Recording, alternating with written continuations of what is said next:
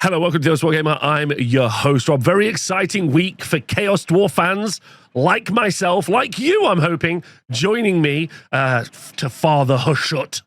Because not only is the box on pre-order, I was away for a couple of days up in Scotland at a gaming convention, so I did miss the rules drop. So I'm going to be covering the fact that they have got an army book coming out, their box set, or their FOMO box, as we call it, is coming out, or the starter box, whatever you want to call it, and also they've showcased some rules. So I'm going to be covering that right now in this video, and then later this week you're also going to see a preview video from me about the new rules and what my thoughts are on my hot takes. Maybe let me know if you also would like a lore drop as well. Very excited to find out how those traitorous other dwarven gods like Grungy betrayed Hushut. And absolutely it wasn't Hushut who betrayed them. Never would be. That'd be disgusting. Okay, so the first thing, on pre-order, so I'm recording this on Monday, on pre-order on Saturday, the Hellsmiths Hushut army set is coming out. In England, it's priced at £120, which is pretty good price, really, for a Games Workshop product. I want to be really clear before anyone jumps like down my throat on that front. The Space Wolf box, which came out recently, was £145, contained less stuff. Inside of it, you are going to get the Bombard, you're going to get the Big Bull, you're going to get a War Despot, and you are going to get, I think, 10 infantry. So 14 brand new minis are available. So first time you're going to be able to get them out of this. Then the Dominator Engine is what you get. So this is, oh no, that's not the Dominator Engine. This is the Dominator Engine. You also get the Bombard. You also get some Spear Dudes, and you also get the War Despot as well, which is pretty exciting. The box includes Special Edition Battletome Hellsmiths of Hushut with a unique full art cover and gold foil text. Be still my beating heart. This 9-page book contains heaps of lore and background information about Hellsmiths, including their origin society, hierarchy, and deadly craft practiced by demonsmiths, supported by gorgeous new art and photography of studio painted miniatures, blah, blah, blah. The completing the set is also a transfer sheet with 450 transfers and a pack of 32 War Scroll cards that cover all the key faction rules, your regiments and spearhead rules, and all 16-unit War Scrolls as well. So you get quite £120 is what apparently has been announced at, or at least people have told me it's going to be. So it's a pretty good deal. Games Workshop products normally cost like, I don't know, £35 for a box, let's say. So if you added this all up, plus the book, plus the cards, is cheaper than you normally would get this stuff at. So it's definitely priced very competitively. That'll be interesting to see if they've made a lot of it, like we saw with Scaventide, where it's too much, or if they haven't made enough, and we're going to get this kind of immediate sellout. Let me know in the comments below if you plan on picking them up. I obviously am going to pick it up as well. Very excited to get my army finally launched into a game. So this is very cool, very, very exciting. So thank you to just everyone for manifesting this over all these years to make it happen. So it's pretty exciting. I'm excited about it. Let me know in the comments below if you plan on picking it up. It also feels like it's a good deal, as much as buying Warhammer is a good deal. So, Games Workshop also previewed some rules as well for the Hellsmiths of Hushut. So we're going to be going through that now, which is pretty fun. So, the Hellsmiths of Hushut are tyrannical despots who have the audacity to ensnare demons from the realm of chaos, bind them into their weapons. Their desire for domination over all things and their view of the realms as a vast stockpile of resources to feed their greedy empire is reflected by their rules in Age of Sigmar. The more territory you control, the more power suffuses your forces. Oh boy. Okay.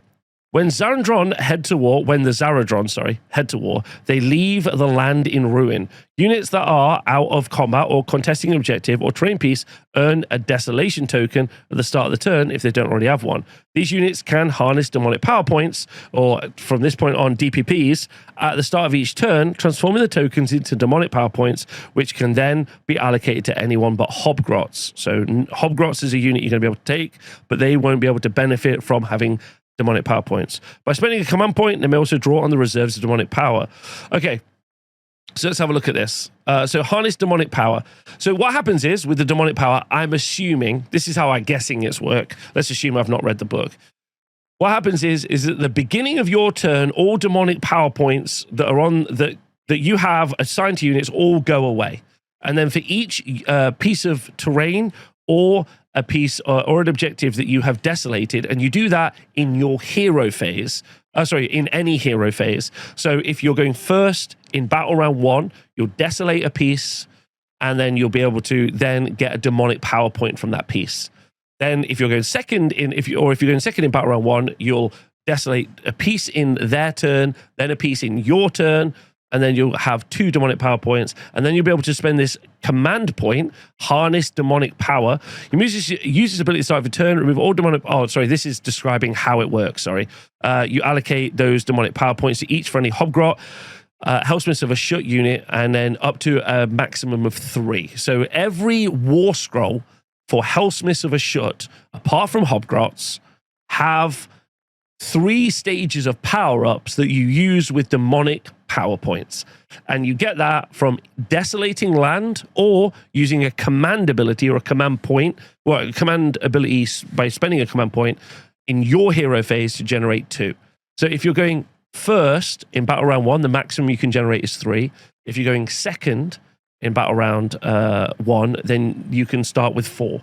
So that means you can either fully power up 1 unit, and that's it. And then, you know, it kind of scales a little bit, but battle round 2, at the end of battle round 2, you could scale up 2 units fully. So you don't get a lot of these points necessarily. There is a unit, the spear unit, that you can take, which comes in the launch box. They also give you the ability to get potentially another demonic power point, but of course, that's on a 3-up, a classic Age of Sigmar 4 move. Okay, demonic power points enable your troops and heroes in unique ways. Take the War Despot. This Black-Hearted Conqueror adds 3 to the control score for units within 6 inches of each point he has. Now, I don't want to be rude to the people creating this article, but that's not necessarily the hypest thing to necessarily start with. You're like, wow, okay, I'm quite excited about the idea of spending demonic power points to generate and power up units. Like, what can I give them? What makes them strong? What's really good? What's exciting and sexy? And I guess they're only really going to talk about the units that are inside the book. But 3 to control score isn't necessarily the sexiest kind of like, it's definitely not, you're not like turning around to your partner and be like, I don't know if you know this, babe, but I'm going to be able to add 3 to the control score of units nearby. Woohoo! It's not hot news. Okay. Okay. Unfortunately, Infernal Cohorts earn demonic resilience, granting a ward save that grows as they swell with power, eventually capping at a 5-up ward and a 4-up ward against spell damage inflicted by prayers and spellcraft. So here you can see the Infernal Cohort and the War Despot. Okay, interesting. We'll have a look at this. So, as I said, for Battle Round 1, if you had an Infernal Cohort, always 2 units of Infernal Cohort, then you'll have 4 points, or either 3 points or 4 points. So you can either give 2 units a 6-up ward, definitely, and then 1 unit a 5-up, and the other unit a 5-up, and that's kind of okay. That's quite interesting. But it does mean that you aren't powering up your other units. So you're not going to be powering up your bull centaurs who get pluses to charge. You're not going to be powering up your big bull automatons, which get plus attacks from the demonic power points. You're not going to be putting them on your main wizard character, who's going to get a 5-up ward save. So really, this gives you a lot of like options, which I think is quite interesting from a perspective of you as the player. Every turn, you're going to be saying to yourself, oh, which unit do I want to try and like buff up? Which unit do I want to make stronger? What unit do I want to make like good? My major issue with this maybe is that the points, I feel like you maybe have to point them based on them having demonic power points. So the points will really be the issue here, which will be, they'll either be pointed like they already have the demonic power points attached to them, in which case all of the units are too expensive because they're not all going to have demonic power points, or they'll be pointed like none of them have demonic power points, in which case maybe they'll be too cheap. So we'll have to see. It'll be quite interesting anyway. The Infernal Cohort only have 1 health on their War Scroll. So these are going to be similar to Mortek Guard, in they're going to have a 3-up save, 4 health, 3-up save, 1 health, access to a 5-up ward, but only in a 5-up ward if you use the demonic power points, which early in the game you're not going to have a lot of, although there is a special character that lets you like transfer them around, which is kind of interesting. Okay, So the bipedal Dominator Engine, forged in the image of a shut, are fueled by furnaces that roar with the blaze of demon fire. Each allocated point improves the demonic strength, increasing their movement characteristics by 1 and their attacks by 1 for each point. Now, this is quite interesting, actually, because if we take a look at the Dominator with immolation cannons, which isn't super fun. Actually, this is both weapons. This is the Dominator Engine base, which is a 2-up armor save, which is great. That's really, really effective. And this is both of the 2 different weapons it has. The Bane Maces is on the Dominator Engine with Bane Maces, and the Dominator Engine with Immolation Cannon is their profile. So there's actually 2 different War Scrolls weapon profiles that are put here, which is pretty good. Very, very fun. Yeah, and the Demonic Strength, both of the 2 different versions that you can build, they have the same passive. For each demonic power point this unit has, you can add 1 to the move characteristic and add 1 to the attack characteristic. Now, there is a battle formation that you can have where if a unit has 3 demonic power points on it, you add plus 2 inches to its move. So this thing can be going really fast. I think it's like 10 inches. 10 inches with, up to 7 additional attacks with damage 4. I guess the real issue a lot of people have is the fact that you've got Rend 1. Does feel like a bit of an issue in this army, but 7 attacks, damage 4, only Rend 1.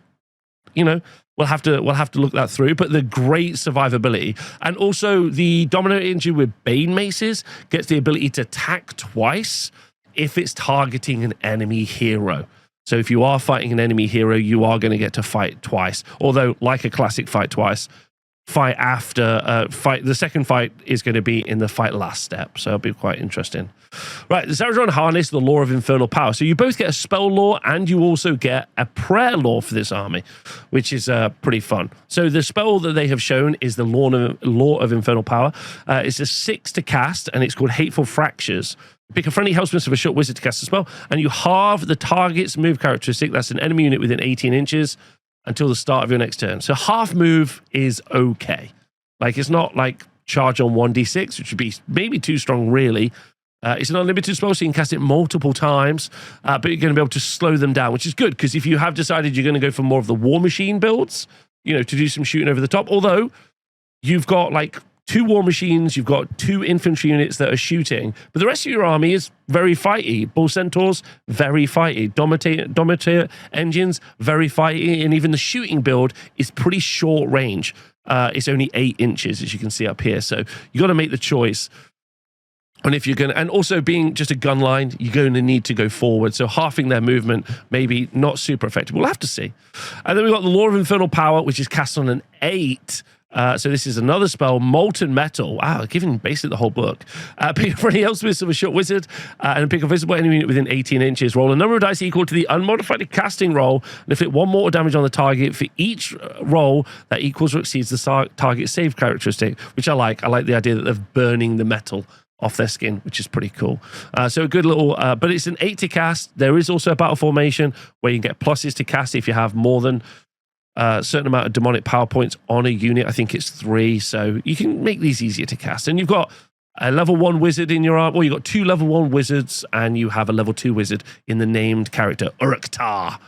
And then you've got some prayers as well. You've only got 1 priest in the army, and you've got a couple of spells. The first one, the Black Flames of a Shut, is on a 4. This prayer is unlimited, so you can do it multiple times. You pick an enemy unit within 12 inches, and you roll a number of dice equal to the number of models in the target unit.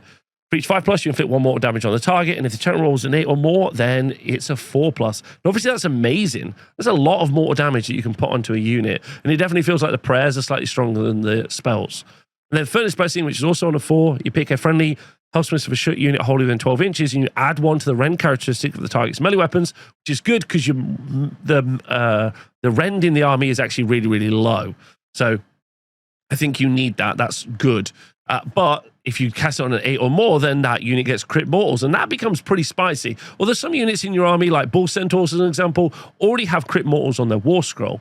So maybe you're going to want to pick your big Dominator Engine, giving you Bane Mace's damage 4 with crit mortals is very fun. Or you want your infantry to have crit mortals because they wound on 4s. which would make a lot of sense, to be honest. Hobgrat Vandals are also really fun as well, and actually really key for the army, because they have like a pre-game move where they can move up into the middle of the board, which is very nice. I like that as well. So ultimately, very exciting time for Chaos Dwarf fans. You'll have to let me know what you think about this army, and if you are pumped to see the rules. Hopefully, you're excited for me to do a rules review as well and look at these. But ultimately, it's so fun to see them back in the setting. I'm very excited. And let me know what you think. Thanks for watching, and I'll see you soon.